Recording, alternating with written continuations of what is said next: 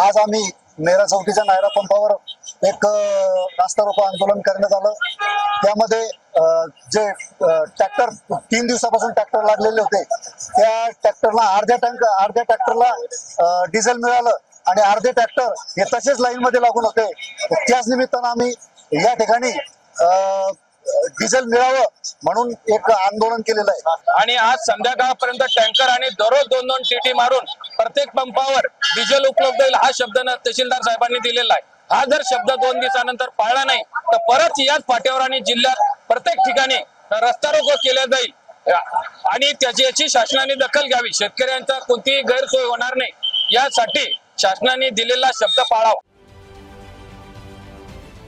महाराष्ट्रातील सर्व बातम्यांचे विश्वासार्ह व्यासपीठ सकाळच्या सर्व सोशल मीडिया प्लॅटफॉर्मला लाईक, फॉलो आणि सबस्क्राईब करा। तसंच सर्व नोटिफिकेशनसाठी बेल आयकॉन प्रेस करायला विसरू नका।